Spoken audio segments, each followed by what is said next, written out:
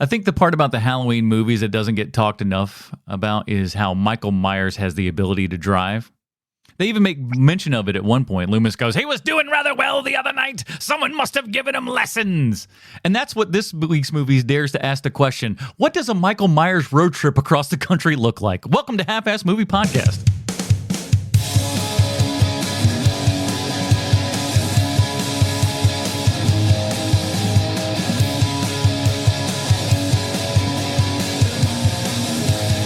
Ladies and gentlemen, welcome back to Half-Ass Movie Podcast, a show where we put together a half-ass theme as an excuse to watch movies. My name is Adam Porterson. Joining me today, he's got that classic Hartnett bed hair going on today. Sweet Sean Zakovacs from the internet. My brother killed my sister with a really big, sharp kitchen knife. And he's nearly finished with his erotic novel, Bruce Leslie. Years of research have finally proven William Shatner had plastic surgery to look like Michael Myers, not the other way around. It only makes sense at this point. 2 + 2 does equal 4 sometimes, everybody. And we are here yet again.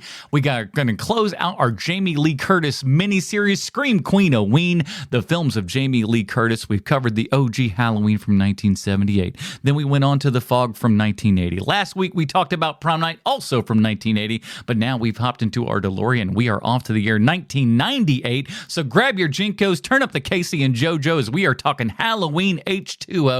20 years later, and I think I'm going to say the full name like that every time when I'm speaking of this film from now on. Beautiful. Halloween H20, 20 years later.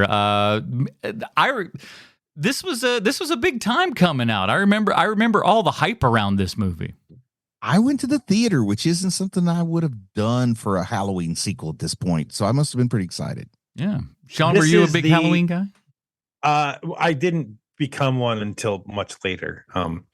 But I love the first Halloween.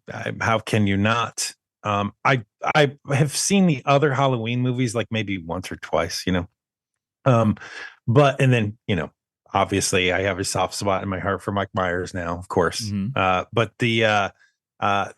this did not touch my radar, Halloween H20, and by the time I got around to seeing this, the hype had long passed. It was years later that I saw it. And I think that this is the second most successful Halloween movie ever, right? I don't know the answer to that. That's a good question. I remember it being hype, is. and I remember being made such a big deal of that it had to have made a decent money at least. This number says it made $75 million on a budget of 17. So I think that's successful. That's damn fine for 1998. That's damn fine. I mean, I've never made $75 million in a weekend. As you guys know, one of my favorite things to do is, hey, what's Janet Leigh up to? What's she doing? I love her. So this week I watched the documentary on the making of Halloween H20. Have either of you guys seen it? No, I have not. Unfortunately, it takes place 10 years after. Like the interviews are 10 years after, and Janet Leigh had passed. She's gonna be gone. H3O interviews. So I didn't get to hear any horse shit from Janet Leigh this time, which sucks because that was the best part about seeing her talk about The Fog. But it weirdly, because it's 10 years later, and so you see all the stars 10 years later, and Jamie Lee Curtis looks, she looks great even 10 years after this movie. All the stars do. The weird thing is that the weird little friend in this movie, the one who's like all he talks about is sex all the time. And the secondary buddy and all that. Yeah, that dude had a rough 10 years between Halloween H20 and the interview. Like, he lost all his hair. He gained about 50 pounds. I was going to say, in his defense, I don't think he was working with great material to start with. He definitely was. I was not buying like hot chicks don't date guys who ride in dumbwaiters. I said it there. Put it on a t-shirt. And it was just really surprising where clearly, like, you can see the passage of time just through that actor being interviewed. And if someone, I did it again. I'm sorry. No, you're right. Go ahead. If someone like fancied themselves sort of a film historian or a wannabe film historian or a fan of I would say horror movie. I shouldn't say film. I'm going to specifically say the horror genre or even the slasher subgenre if you want to really narrow it down so I have fewer people arguing with me. But I think this is one of those movies that gives you a whole lot to talk about in historical context. Like, this is one of those great movies that you can watch and you don't talk about the movie so much as the context of the industry at this point, because it followed a watershed moment that I think we'll be talking about as this unfolds. Yeah. Yeah. And it's just because I got no other place to put it in the show, I think. The Halloween H20, just that title alone, this is my best story that has to do with this dumbass title. Growing up, as I've mentioned previously on this show and other places, I was a scaredy cat kid. I didn't watch a lot of horror movies and stuff growing up, was not really my bag. And if you think that that's not my bag, my brother was even worse. My brother could not, like, he watched the trailer for the original Halloween, and when Mike Myers' face comes out of the darkness, he was like, nope, no, I am not watching that. No, thank you. But for whatever reason, so in 1998, he's in middle school or whatever, and they have like an assignment that they've got to go through, and they're just, it's a normal kid bullcrap assignment where you're just like listing out your favorite things or whatever. Now, while he had not seen the film whatsoever, he was asked what his favorite movie was, and he put down Halloween H20. And that's not the weird part. That's not the weird part, that he put down a movie that he'd never actually even seen before, probably just saw a whole bunch of trailers and thought it looked really cool and thought it would be a cool answer to put down on the paper. That's not even the weird part. The weird part is that his teacher marked that question, which is an opinion question, by the way, as incorrect. You have a story like this, don't you, Sean? She said, nope, that is not the correct answer. My mother had to come in and argue she was just like, what is this about? She was just like, why is this marked wrong? It's an opinion question. It's like, he could write anything here. The answer's correct. Why are you? He wrote H20. She's like, what are you talking about? Well, it should be. You shared it like hold personally on on the show. It should be water. She said it should be water. She docked him because she thought he put H20 as opposed to Halloween water. That's how dumb this lady was. Okay. So it wasn't a judgment on the quality of the film. No, it was a judge. She thought it was water. And look, every so often you run into a teacher who is just dumb. Yeah. It just happens.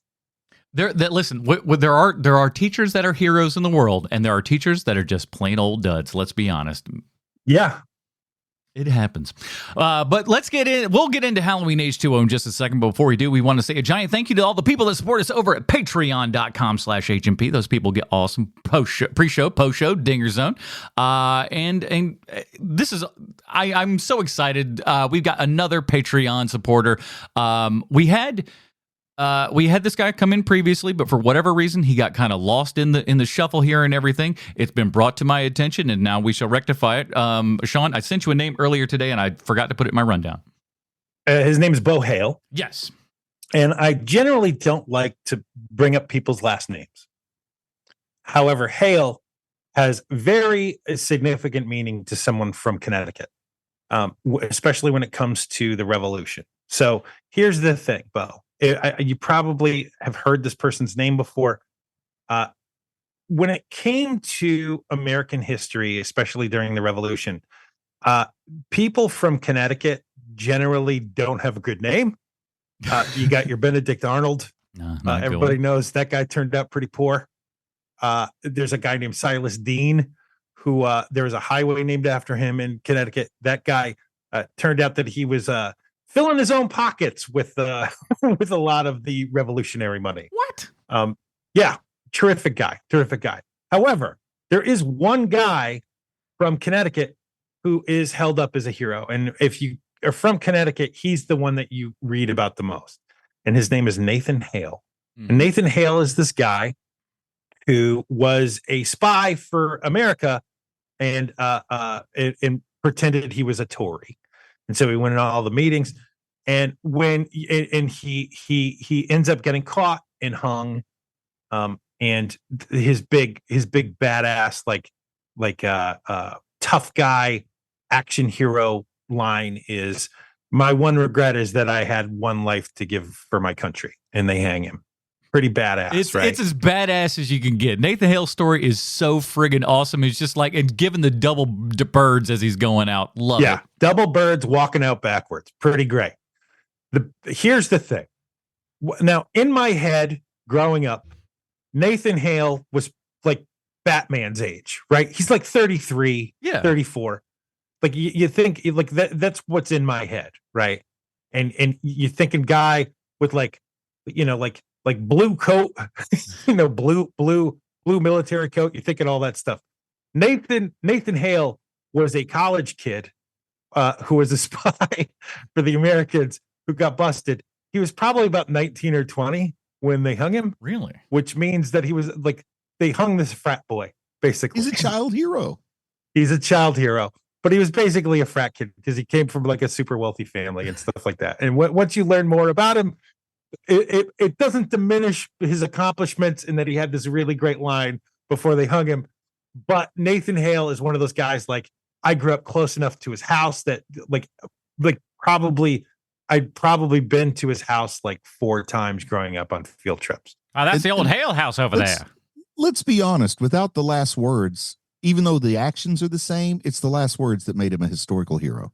Probably. Certainly don't hurt. I would imagine that's probably what canonized him, was that, for sure. And so Nathan Hale is one of those guys. I learned about everything there was to know about this guy because that's what happens when you grow up in a small state that doesn't have a lot to recommend it, is that when there's somebody who did something pretty great, that person, I mean, think about Steph Curry and Charlotte. Yeah. Steph Curry is the most famous person to ever come out of Charlotte. That guy, he can do anything he wants in that town. And people will just be like, sure, Steph, you got it. Pretty much. That's my wife grew up on the Lake Norman, and that's more like Dale Jr. So you say that about up there. That's true. Yeah, also true. He's the Steph Curry of the Lake. I'm sure that's how we're going to pitch it to him too. You know what you've been told? I've been told this is of you. Can I share a Norm from the Lake joke? Definitely not. Probably not. Listen, we're not a G-rated show anymore, but we're not that rated show either. We don't want to dive pure into comparing Blair to Mr. T. What was his name? What was the nickname? Did we get that? Norm from the Lake. Shut up. I'm not talking to you. So the revolutionary's name is Nathan Hale, the guy who who is now a Patreon subscriber. His name is Bo Hale. Right. And so Bo, from this point forward, you will be known as the American Revolutionary, Bo Hale. Hey, that's pretty damn sweet. I'd be putting that on a business card right here, right now. It does sound way better than Steph Curry of the Lake, which is the nickname I came up with for Dale Jr. So yes. Well, Bo, while it may have been a little bit late here and everything, we finally got you an old H&P nickname. And if you'd like to be like Bo and get yourself an H&P nickname, help this show out at the same time, and get yourself more goodies at the same time, head on over to patreon.com/H&P. Join up at whatever level you think is commiserate with the value that you get out of this show. If that's $1, if it's $20, whatever that is, send it our way. Get yourself more stuff in the process. We really appreciate that. And we love all of you guys, and thank you so much. I am out of a job right now, so these really mean a whole hell of a lot. Thank you so much. Patreon.com/HMP. Let's get into it, boys. Here is the IMDb plotline for Halloween H20 20 years later. As we all know, IMDb 100% correct in everything they say and or do. Laurie Strode, now a dean of a Northern California private school with an assumed name, must battle the shape one last time. It wasn't the last time. As the life of her own son hangs in the balance. This was written by Robert Zappia. He wrote some Home Improvement episodes, some Buddies episodes. You remember Buddies with Dave Chappelle? And a whole lot of other kids' cartoons. And Matt Greenberg, who wrote Children of the Corn 3, The Prophecy 2, Reign of Fire 1408, and The New Pet Cemetery. Those last two are okay-ish. Directed by Steve Miner, who did the Friday the 13th Part 2 and 3, House, Soul Man, Warlock, Lake Placid, and a ton of television. Of course, starring Jamie Lee Curtis, Adam Arkin, Michelle Williams, Adam Hahn Boyd, LL Cool J, Joseph Gordon-Levitt, and introducing Josh Hartnett. Let's get into it. This is 20 years later after the first Halloween, and that was the big thing in all of the promotional stuff. They were just like, it's exactly 20 years later, and the shape has come back. And I think the biggest part of the media blitz is that Jamie Lee Curtis had come back. Well, yeah, because obviously you had your first one, big giant successful. We put her in the hospital in a coma in part 2, gone part 3, 4, 5. And so like we're finally getting her back. And there was a point when even John Carpenter was in talks to actually direct this thing. They tried to get him back. They did try to get him back. That would have been awesome. So here's the deal, and I only know this because I watched that documentary. That's what I was saying. You probably know the most on this on account of that. So they are getting ready to make Halloween 7, right? Halloween 6 ends on a big cliffhanger. Like there's like all kinds of stupid lore with Mike Myers at this point, which I don't know how much of that you guys remember, but there's like runes and he's magical and all this stuff. Yeah, it's like the Celtic crap. They try to tie 3 into it. And so what they end up doing is that they hire on Robert Zappia to write the screenplay for Halloween 7, right? So he writes it and he sends it along. They love the script. And even though nowadays this name causes people to get a chilly willy, but not the brother who is in prison, not Harvey, but Bob Weinstein writes back to Robert Zappia and he's like, "This is great. I've got some good news and some bad news. What would you like to hear first?" And Zappy is like, "Okay, give me the bad news." And he goes, "The bad news is you're going to have to completely rewrite the script from page 1. And he's like, "Oh no," because they were going to make this like just a direct-to-video Halloween 7 because at this point the Halloween movies were about video quality level, you know, right? So the Weinsteins had talked Jamie Lee Curtis into doing it. Like, "Hey, it's 20 years later. Why don't you come back to do this?" And Jamie Lee Curtis claims that the reason why she came back to do the 20-year anniversary was so as a thank you gift to her fans. I don't believe that for a second. I think it had to do with money. I was about to say it had to do with this. Beep, beep, beep. That money truck backed up to that house and said, "Here you go, Jamie." Exactly. So Zappia, once Bob Weinstein gives him the news, he's like, "Hey, so the good news is Jamie Lee Curtis is coming back. And we may have John Carpenter coming back."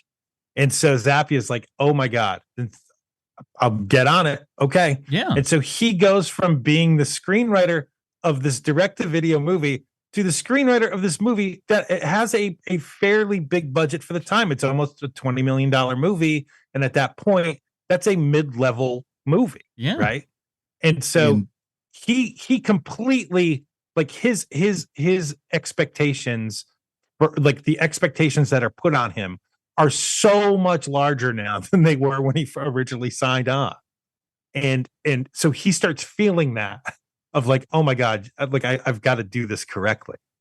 And so he basically, the only thing that stays from the Halloween 7 screenplay that he originally writes is the opening scene.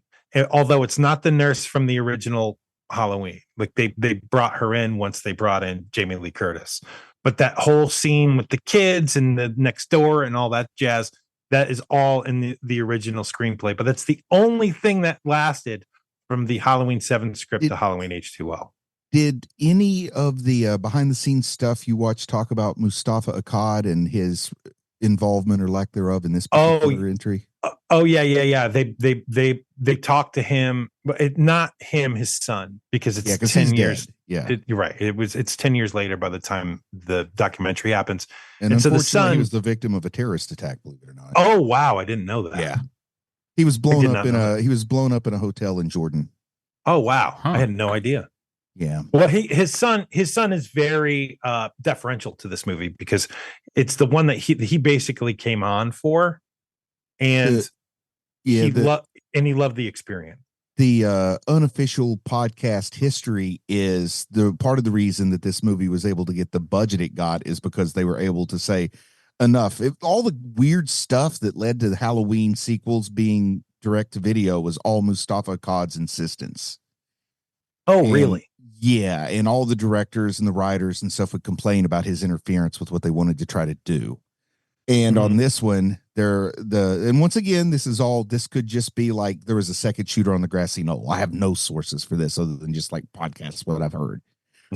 But then when the money came in, part of the money was contingent that Mustafa had to be hands off. And that might be where his son rolled in. Wow. And also, do you know why suddenly there was so much more money that was liquid to invest in a slasher project that instead of going direct to video, we'd try the theater again? Well, we're in the Dimensions film era here and everything, so horror movies and stuff are popping off hardcore. This was produced with Scream money. And it shows they tried to say, hey, what if Michael Myers instead of Ghostface was in a Scream movie? Right? They don't do the meta awareness of Scream, but they do still kind of do the meta awareness of like Michael Myers and the crap that he does a little bit. Now, Bruce, would it utterly shock you to know that Kevin Williamson did a rewrite on this movie? He definitely did. Yeah, because they talked to him too. The only reason it would shock me is in my ignorance. I wouldn't know who he was unless we were talking about this topic, so I imagine he's a writer for Scream. He was the writer for Scream, and he was kind of like the hot deal at that time. He had like that, like I Know What You Did Last Summer. So he was the big dude. Real coup. Let him finish. We're good. Good. I apologize. Ray, continue. No, I was done. I was finished. You just had a half a second. All right. I don't. It's okay. Let's go. What's next?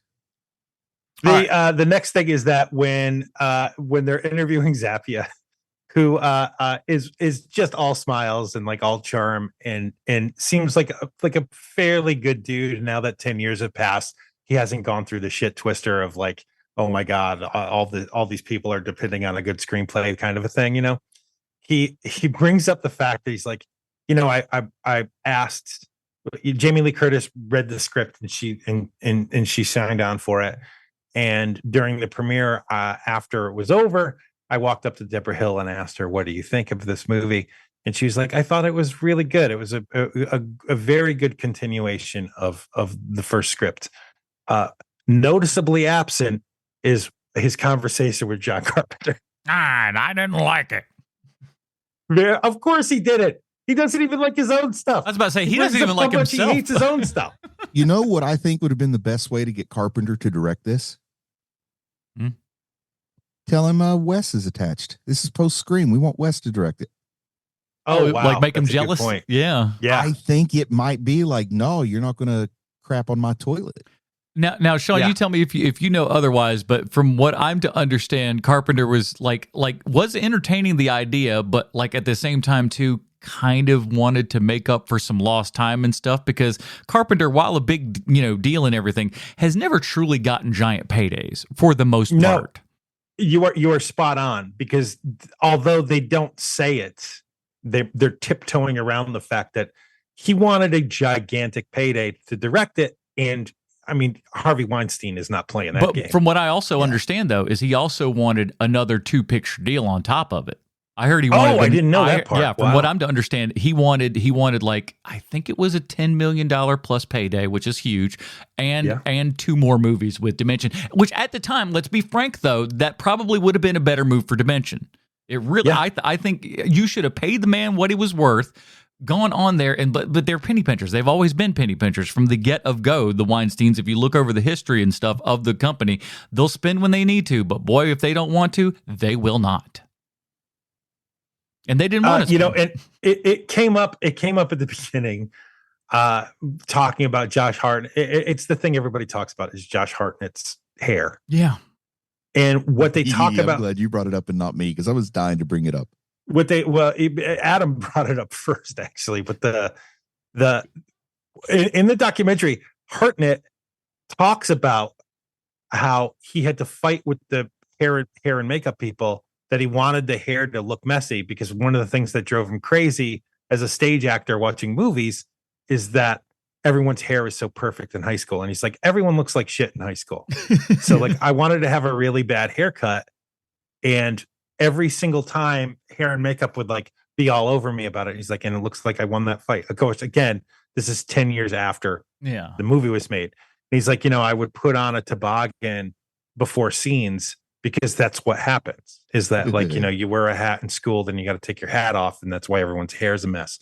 And he's like, that's what I wanted to have happen in this movie. And it was a constant battle with hair, because people, the hair people want another job, want a job after this, and that's probably. And he's like, and he goes, I went so far as to cut parts of my own hair. Oh yeah, so you can it tell. looked awful. You can tell. Yeah, there's a couple times where you can tell. And can we talk a little bit about Michelle Williams' hair in this thing? I mean, listen, we got some great 90s fashions overall here. I'm all about it. She kind of looks like there was this little kid going around on TikTok and stuff that was like a toddler, but then they put curlers and crap in her hair to make it look real fluffy like an old lady, and it kind of had this funny effect. Mm-hmm. That's sort of what Michelle Williams, like whatever they did to her hair, they did like 10% too much.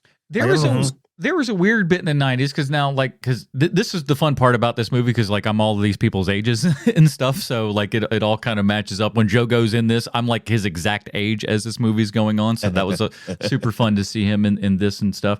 But, like, fashion-wise and everything, all of this stuff was dead on. This is like, this is the girls' hair were like this. Like, there was a quick trend where, like, and it's back now of girls wearing like pearls and stuff like that. So like all of these trends are cyclical and stuff like that. But I watched it, like a couple of Hartnett's shirts that are outside of the uniform and stuff like that. I'm like, everybody had that shirt and like the necklaces and all that kind of good stuff. Pure 90s time capsule, this movie. Love it. I'll tell you what's not cyclical is Jamie Lee Curtis's hair. Once she cut it, it stayed short because she was like, wow, this is freedom. But it didn't, though. In the next movie, it's long again. That's what's great. I didn't see the next movie. You shouldn't. I've watched about 10 minutes of it just to see how they were going to try to, like, rebound for the next movie. I'm like, how the hell are they going to pull off this one? And it's the biggest load of horse shit you've ever seen in your entire life. And I paused it. Wig, like, I'm right? out. That wasn't her hair. She didn't actually grow her hair long. I don't know, but it was a wig. It looked good. It looked good. Like it, but here's the thing: she looks good with long hair and short hair. Like she's not. Listen, she's an attractive Hollywood lady. That's why she's on television. If you close your eyes and picture Jamie Lee Curtis, no one on earth pictures the long-haired version. We can agree on that at least. Not these days as much. The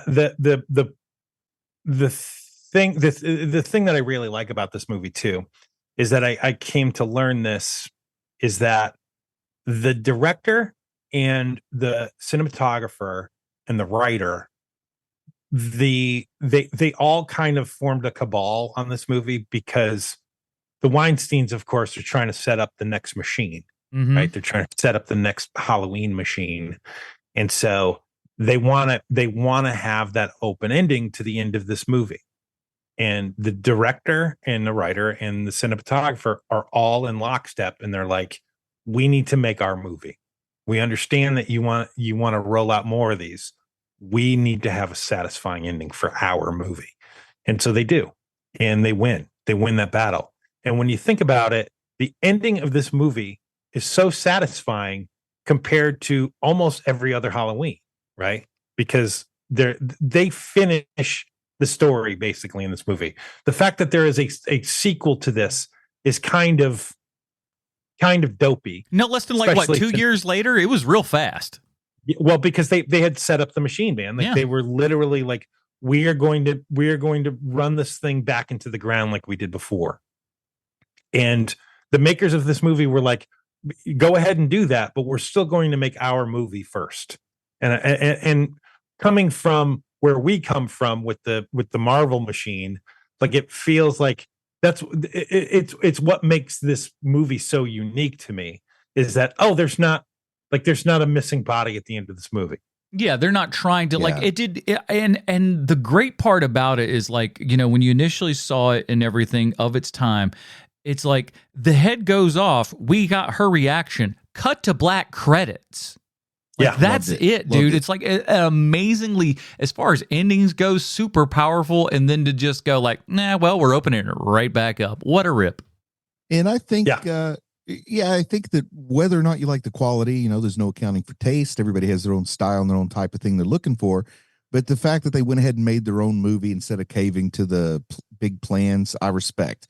Because especially off the heels of Scream, which I think had a lot to do with how this movie looks and with this movie getting funded and with how it's shot and with how it's cast, they did not buy into the Scream endless sequel plan. Because, I mean, Scream is so meta-aware about movie making. They go ahead and say, well, we're going to have a sequel soon, aren't we? You know what's crazy, though, is that the Weinsteins had like a point like towards the end with like Scream 4 before everything for them rightfully fell apart and everything. But like with Scream 4, it got to the point where I thought, like, was it Scream 4? I think it was Scream 4. Maybe it was 5. Either way, one of them got to the point where it looked like we were actually going to properly kill off all of the original characters and know who the killer was by the end of the movie. And then all of a sudden it's like, nope, all the characters lived. It was such a bummer. It's like they never learned the right lessons from things. It's maddening. And just the way I like to look at things and think about things with movies and scary movies in particular, I really like to look at like these watershed moments. You know, when I was in college, there's this book we read in my physics class called The Day the Universe Changed, about when people started to understand physical properties. Well, I like to apply that to movies, the day the horror movie universe changed. And Halloween is a good example of, like, in 1978, it caused every other movie to change the way that they were shot, at least slashers.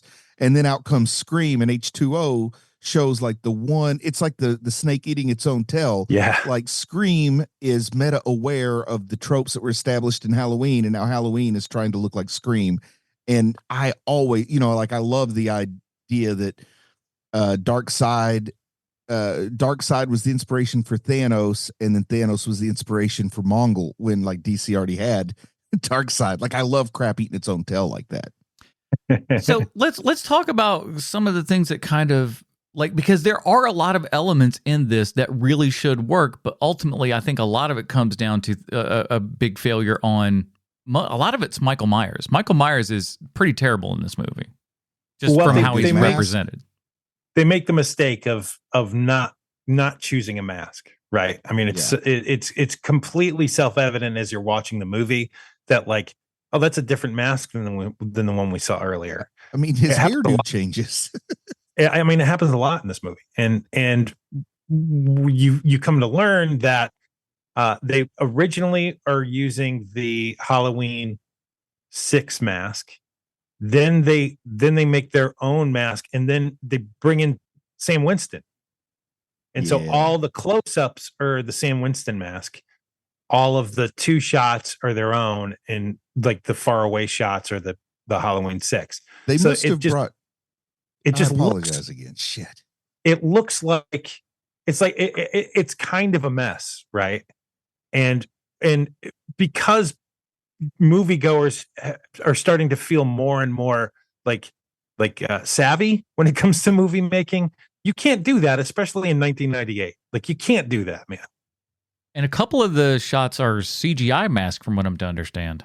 There is 2 really bad moments. Yes, it's awful. Yes. And I apologize. Sometimes I misread your pauses, and I don't mean to be rude. I just can't help it.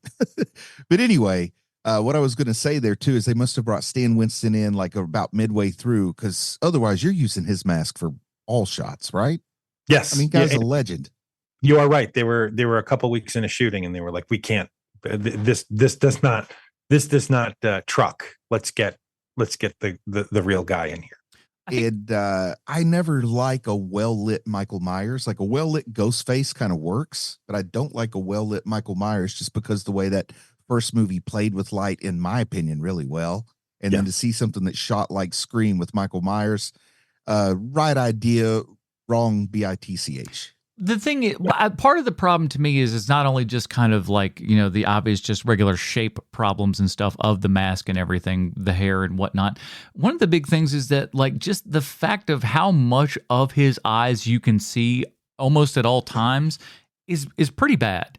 You want those eyes kind of in darkness. Now, every once in a while, when you get up to those close up shots and everything, then sure, show us an eyeball. But, like, in theory, the eye should kind of be in shadow and darkness all of the time until you're, like, right on top of it.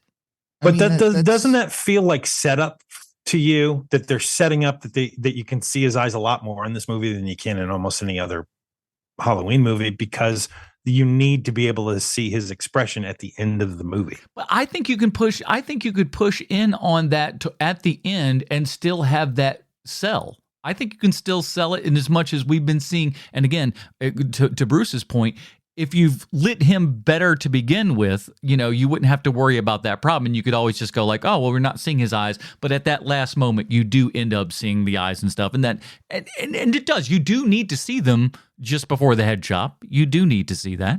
But you don't need it any other time. I'm a firm believer in respecting the lore here too, for better or worse. And And Loomis, not all lore is equal, but Loomis in the first movie, he's like, I looked into his eyes and they were black as the pits of hell or something like that. So you need to physically show that metaphorical thing he's saying. So you need him to be in shadow up until like it should be significant when you see the whites of his eyes. But that's what, so we're still going off the kind of, your Halloween 2 lore here and everything, which depending upon what Halloween timeline you go into is either, real nor fake. But we get to that point and we just, I can't buy it. None of it sells to me at all. It never has with the whole sister angle and stuff like that. But you needed to have that moment at the end where you're seeing the eyes to have that last little, like, is there, my brother still inside there or whatever. But at least this watch, it doesn't feel like the head chopping earned it enough. This time it seems a little fast. My question for you guys is this. When he gets hit with the van and he's stuck against that tree, right? And they have that Michelangelo moment towards the end. Yes. Just before that happens, the actor playing Mike Myers puts his hands up to his face and he sees that he's wearing a mask. Mm-hmm. Like he's checking to see if he's wearing a mask, or maybe he's like, well, why am I wearing a mask? Like the Mike Myers character is in confusion at the moment, right? So my question to you guys is, how do you read that? Do you read that as I've just suffered this traumatic event and now I'm back to being a normal person? Or that's kind of how I read it this time watching it.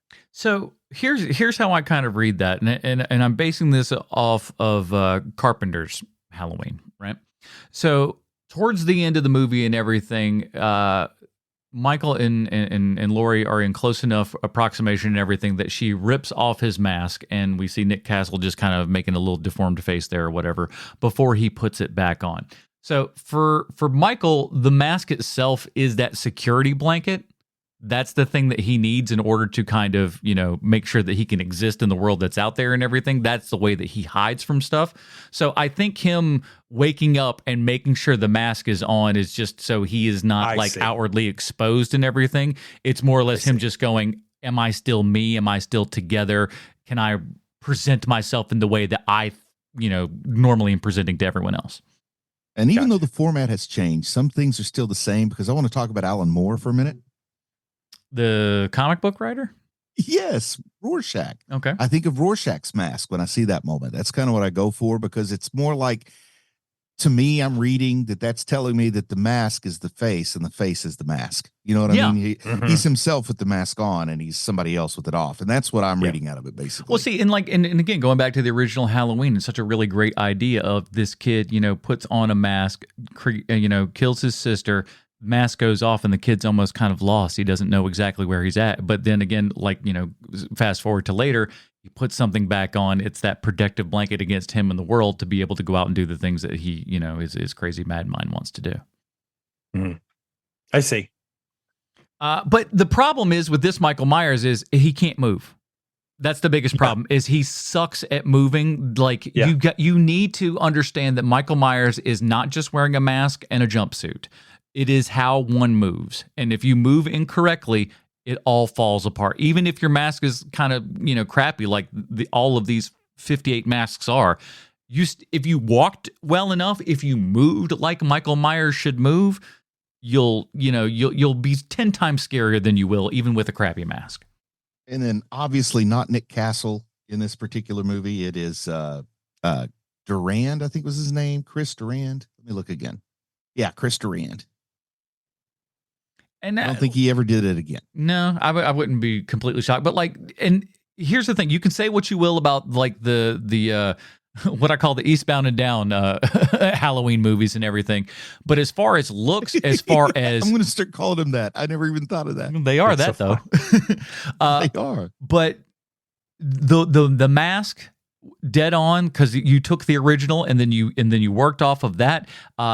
Just everything with the way that Michael Myers moves and all that kind of good stuff. They understood who that character was. They don't understand who Michael Myers is in this movie. I don't think, save for like maybe the Max thing, and maybe I'm giving them far too much credit for that. But they don't understand who Michael Myers is or how that character should move and act on screen. Holy crap! Please. Okay. Wow. It's Ghostface. He's the guy in the Ghostface suit who's in the Michael Myers suit. Oh, there you go. Really made Scream. It all adds up. Holy crap. I was looking up Chris Durian's IMDb and it's all Scream. Well, I mean, it makes sense. Killer in costume. It makes sense because he moves more like Ghostface than he would Michael Myers, for sure. Michael Myers is, while he's not as lumbering as Jason, he is kind of a slower, more methodical thing and everything, but he's not like, again, not quite. There's a balance there. And they what the actor said he was trying to portray is Michael Myers behaves like a predatory cat, and I do not see that when I watch this movie. I don't think that he's pulling that off. There's way too many scenes of him with his arms at like 3/4 of the way out because the actor can't see where he's walking. There's a whole lot of that happening in this movie. There's also a whole lot of like, your hand placement with Mike Myers is a big deal too. Like his arms should almost be like almost like directly aiming towards the ground. Yeah, straight down. And this actor, he has a tendency to put his hand out as he's walking, which does not look good in a Mike Myers costume. No, you gotta roll slow, kind of like a tank here and everything. Like, think him sitting up in the first Halloween there. Once she's kind of stabbed him in the eye there, and she thinks he's gone and whatnot. That sit up and turn to her, then get up to move. That's what you have to embody throughout that entire character to make it actually sell. Yeah, we don't do any of that here. Yeah, even the body type. I'm looking at this guy, and Michael Myers needs to be imposing. And Ghostface is svelte. Yeah. And this guy had to have all kinds of padding. Now, you can go in the opposite direction and go your Rob Zombie Halloween, which is make it, Tyler Mane or whoever the hell was in that costume the first time, which is a giant friggin' beast of a human being. I don't need that. I need in the middle.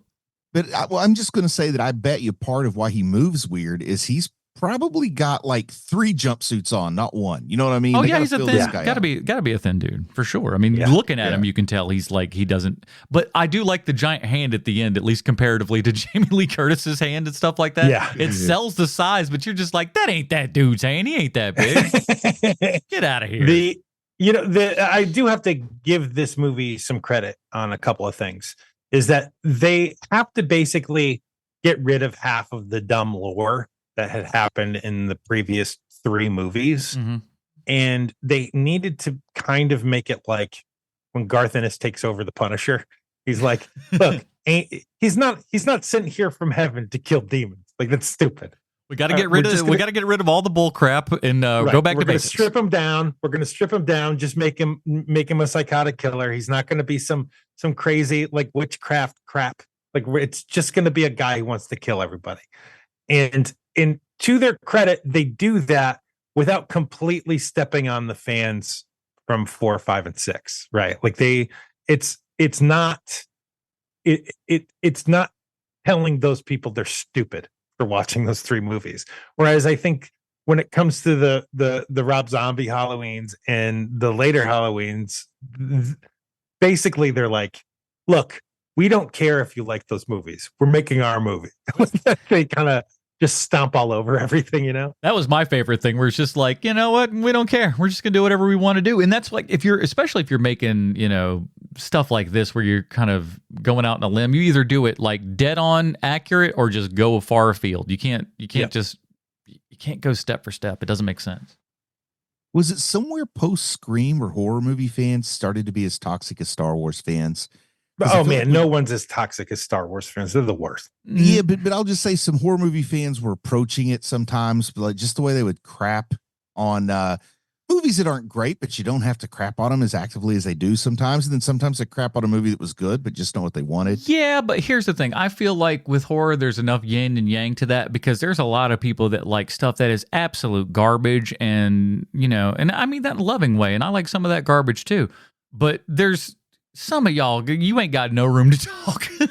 Some of the things I was like, I need to watch, this crappy fourth sequel for the fifth time. Shut up about what you think is good and not, because I've seen what goes on in your living room. No, and just from my own perspective, like I know, like I've heard people complain about the Eastbound and Down Halloween movies. Yet I know the movies they like, and I'm like, man, you're only complaining because you wanted it to be better, not because it's bad. You know what I mean? It's just like. Right. That's what pisses me off about frustrating with horror and used to horror movie. I think once I even said this to you, Sean, horror movies like pizza, even when it's bad, it's good. That used to be everybody's attitude. And now all of a sudden they're like just nonstop complainers and you can't make any of them happy unless it's something as ludicrous as Terrifier 3 or something along those lines. Well, I mean, the problem with horror movies is that now they range the spectrum, right? Where you have people who are legitimate, honest to God filmmakers who make beautiful looking horror movies. And then you've also got the trash, right? Yeah. You've got both things. You got James Balsamo. Say what? That's only going to be funny to like 10 people, but those 10 people were going to laugh their balls off. You start with Alfred Hitchcock and you end with the guy that made Shark Exorcist. I can't remember his name, but right. It's the full scale. Yes. So like basically when things become that far afield of each other in the same genre, you're going to have detractors for whatever reason. It's the same thing with comedy now, where like there are people who have an expectation when they're going to see a comedy show, but their expectations are completely different from each other. It's like, all I listen to is rap. But I keep hearing about this Garth Brooks, so I should go to his concert and see what that's like.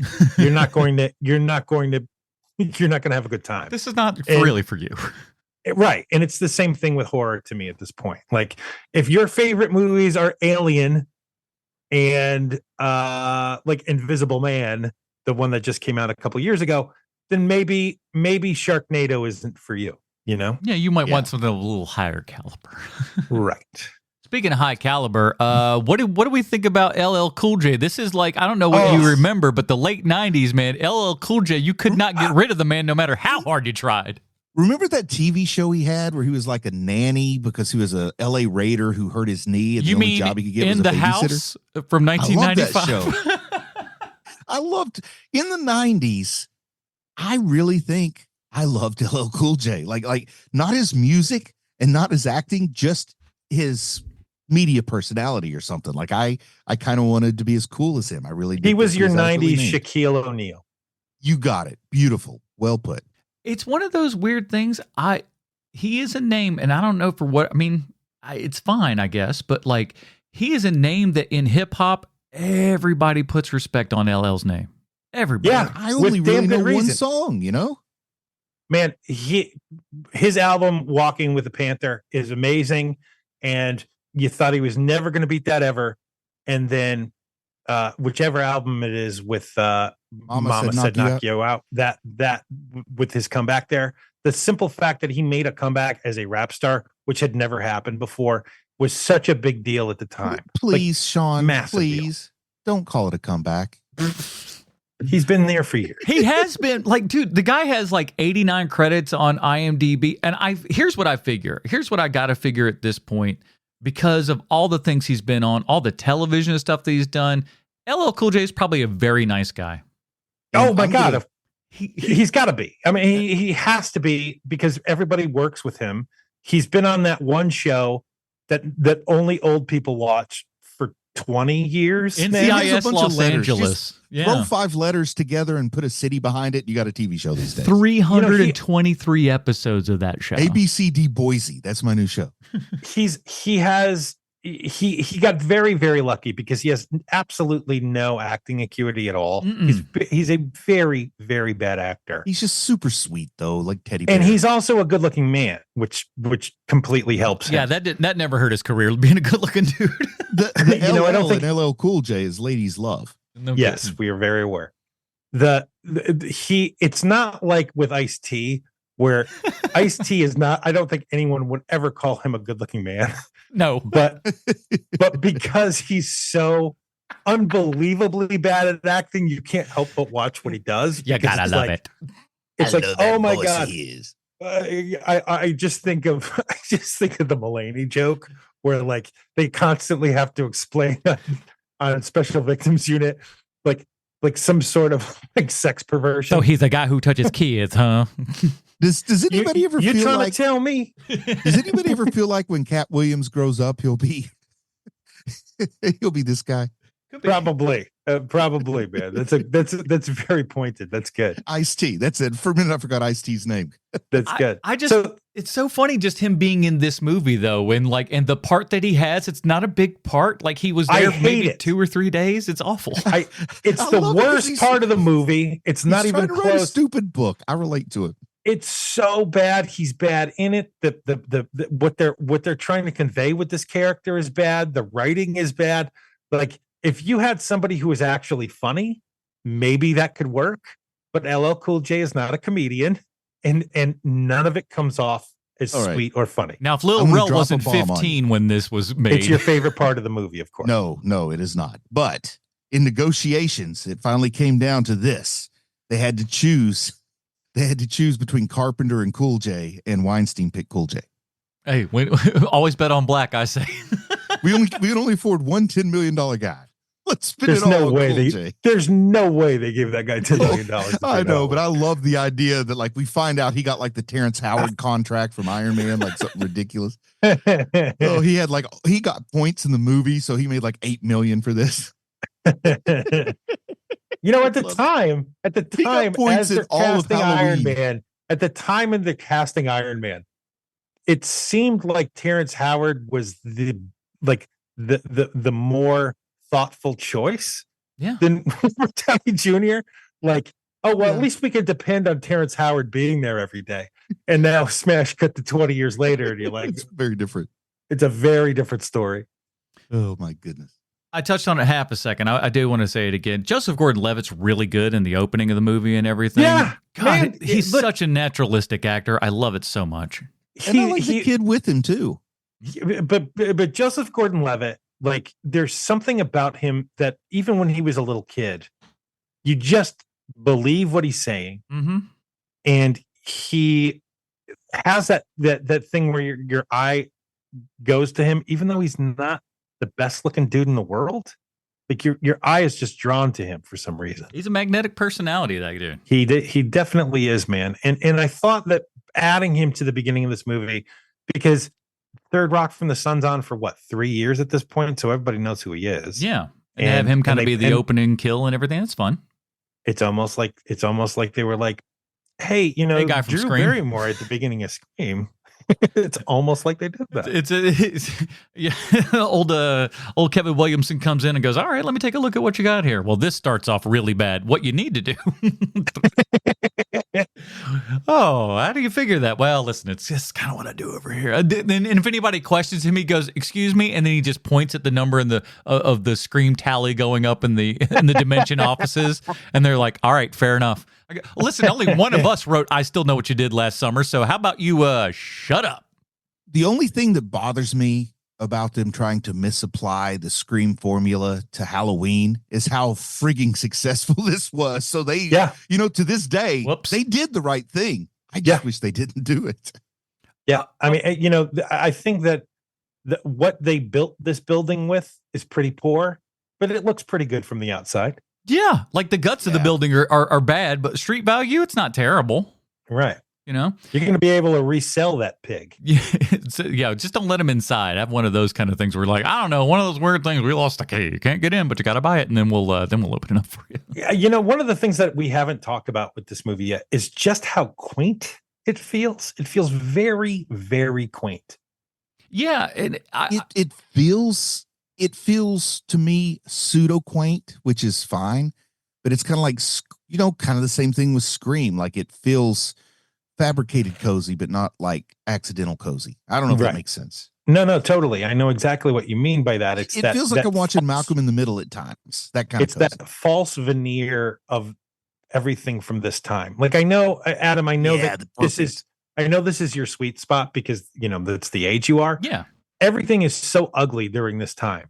And nobody had figured anything out yet of like, oh, this is what men look good in. This is what women look good in. It's like there's like that whole period where it's like, are we going to go Italian new age with everything, or are we going to look like we're from the 60s? Yeah. Or like all of that is mashed together, and it's just really, really ugly. I think we still have holdovers from the 80s where what people think the 80s look like, if they've only ever seen it through movies and TV, isn't the freaking wood paneling that and Winners. What were those Winter 2s shoes that we love, Sean? Oh, you talk about the Winter too. Well, see them. So nobody really knows just how ugly the 80s were. They think it's all Saved by the Bell. Why open up that rabbit hole for me, Bruce? You're a mean person. I did it out of love. I'm sorry.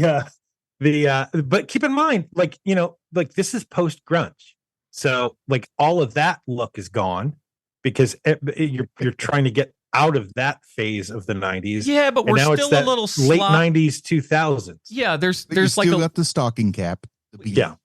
Yeah, it was more like we were just kind of slapping stuff together, stealing stuff from your parents' wardrobe a lot of times. That was a lot of stuff that was kind of going on where all of a sudden you're just like, oh, like in middle school, you'd just be like, oh, we're all wearing bell bottoms now. You're like, what the hell's going on here? Right. The world just went you odd tracks. Couldn't land on anything during this era. Like there was no right thing to wear. I feel like almost every high school in this very specific era that you're talking about, though, looks American Pie, whether it's supposed to be a drama, a comedy, or a horror movie. It all looks like American Pie, which would actually come out after this. But that's just a nice touch tone that I think people can understand what I mean. That's look. Perfect. That's perfectly put. The other thing too, I know everybody always talks about Josh Hartnett's hair in this thing. The biggest crime to me is Michelle Williams' eyebrows. Oh, I was thank you. Because I thought the same thing. Let's hear it. I don't notice them. Oh, I noticed them because there's 90 eyebrows to get. They are plucked, and she has like old lady eyebrows, where it's like a pencil thin eyebrow. I don't know if it's because of course it is. It's hair and makeup. Who did that to her? Yeah, doing her absolutely no favors. With the Miss Piggy wig, like none of this is working for her. Man, if she'd have hit off on Josh Hartnett and went, and it's just chopped him, I'd have fucking fell out. That'd have been the best thing ever. She is such a lovely lady, and for her to look the way she does in this movie is basically a crime against humanity. It doesn't do her any favors. I cannot agree with you more on that. And I think she ain't my type of lady, but like I know enough to know like. Look, this is a very pretty girl, and you are not doing her any favors. Although, one of the things, you guys know I always bring this up. I do love the fact that everybody in this movie looks like they're in high school. Oh, yeah. The appropriate ages. Yeah. This is still pre that time, though, like where you're still having kids who are 40 years old, but not here. Yeah, we're still in that 90210 Andrea era. Right. Exactly right. Oh, and how do you like to be the one actress who is like so intimately linked with that phenomenon in Hollywood? Man, I know that the like you are the jump the shark of casting old. Yeah. That's not good. Talk about speaking of good-looking people, though. Adam Arkin's pretty good in this, isn't he? He doesn't have a whole lot to do, but he's handsome. That's a handsome-looking guy, and 10 times the actor his father is. I'll say it. Oh, how dare you! Hey, listen, Alan Arkin's always played Alan Arkin in every role. At least Adam's doing some work here. But he's the best damn Alan Arkin in movies. I don't disagree.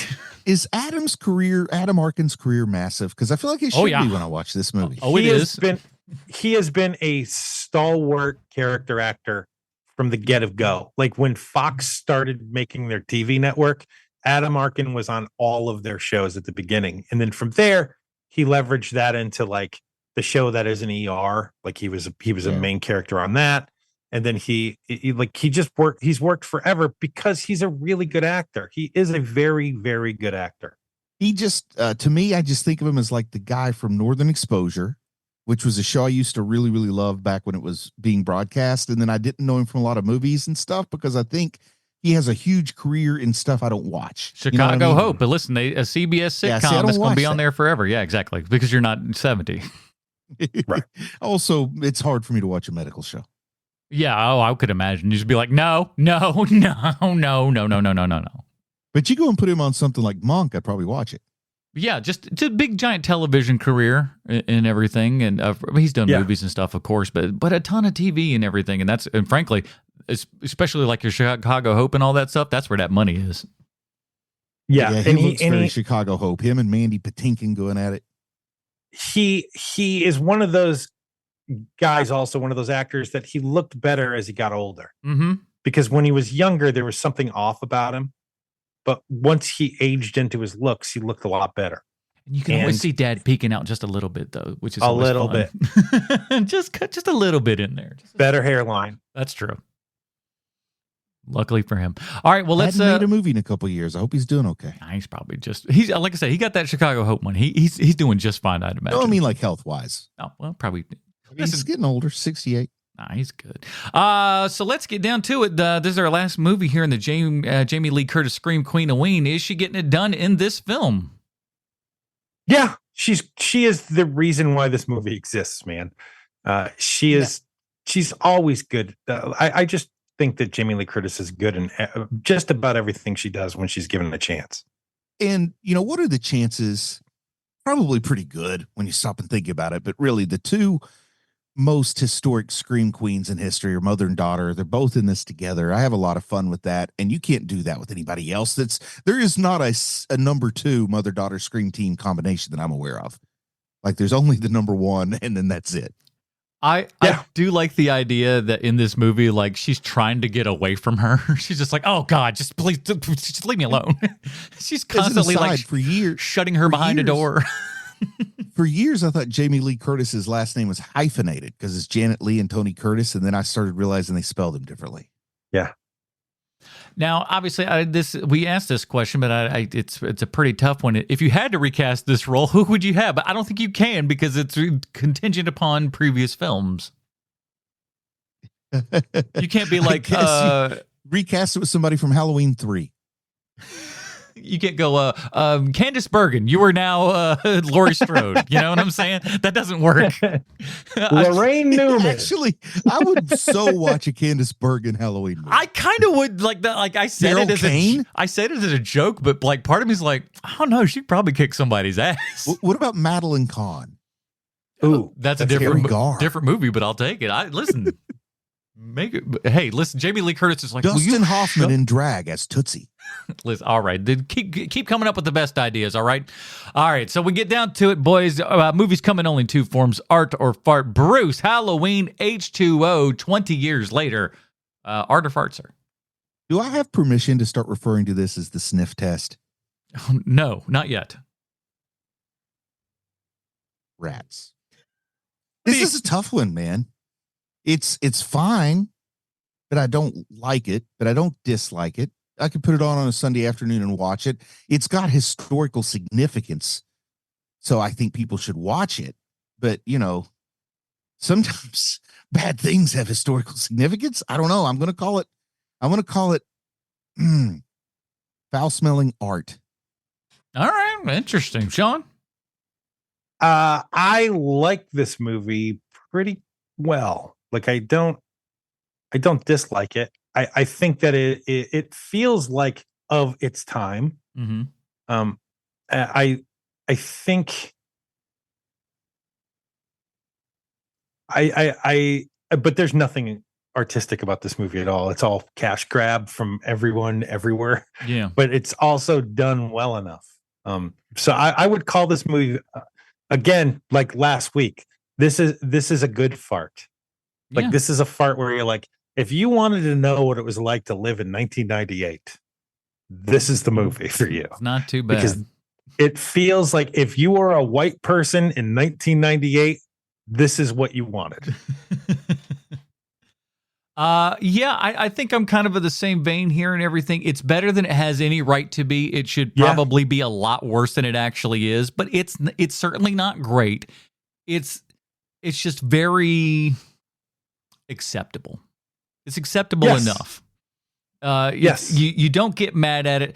But again, also for like a rated R film, we don't have a lot of blood or guts or gore or nothing. Like this, like with a few quick snips, could be a PG-13 movie like nobody's business.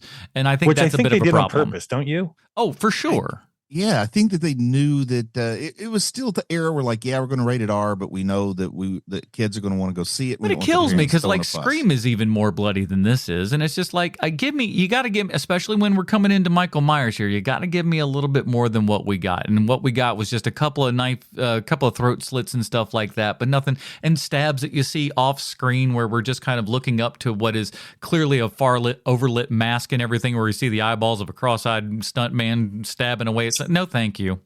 It makes me mad. You know, who am I to pass judgment on anybody? But I'm going to say that the failures of the movie go firmly in the lap of the director. I think that making the kills look gruesome and good and stuff, that's on the director. No, I'll push back there, and I'm gonna say, normally you would probably be correct, but in the state of dimension here in the 90s, I don't know that necessarily is going to be on his shoulders. I think a lot of that goes more towards your dimension and Miramax Weinstein's, all that kind of jazz. Well, I got bad news for him.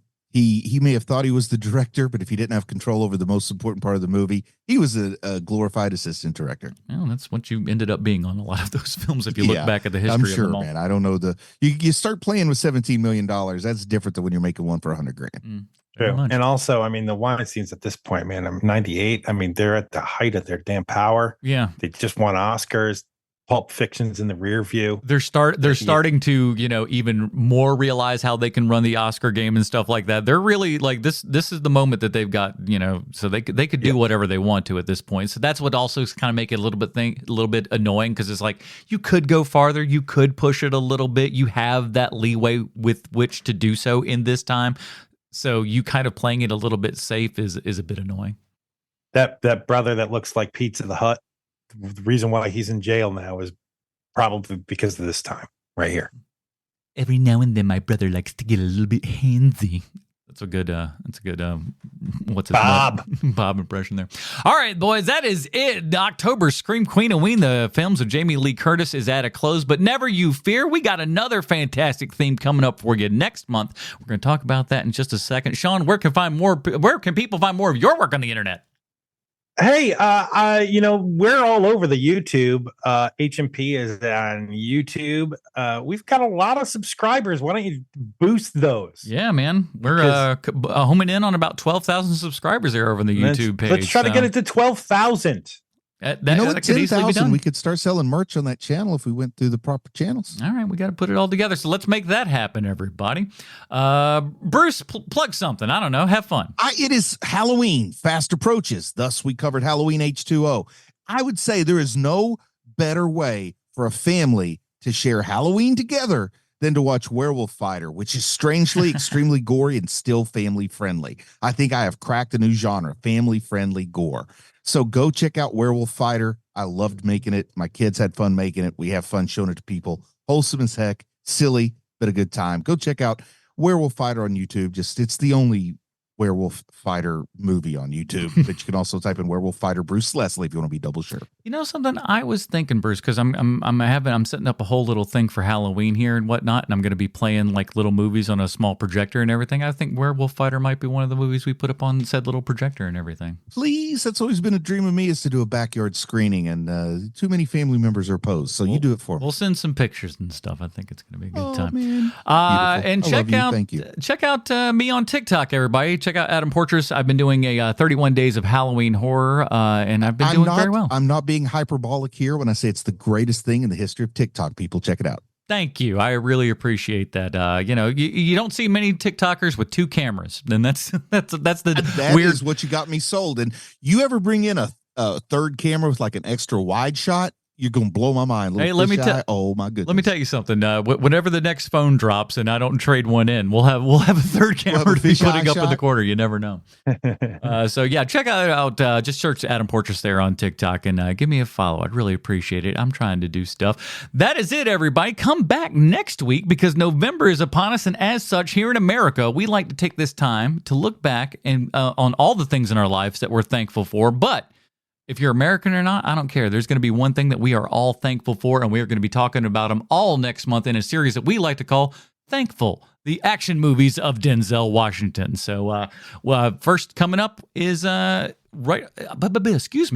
Virtuosity, a very early Denzel Washington film and the first big kind of movie of Russell Crowe here and everything. So that should be a good time. It's been a long time since I've seen the movie. Is it any good? We're certainly going to find out. But Denzel Washington makes everything else good as far as I'm concerned. So we'll check all that out next week. That'll do it for this episode of Half-Ass Movie Podcast. Join us next week for our first installment. And thankful Denzel Washington, the action movies of Denzel Washington with Virtuosity. For Bruce Leslie Sweet, Sean Kovacs from the internet, I'm Adam Portress, reminding you that the only difference between art and fart is an F.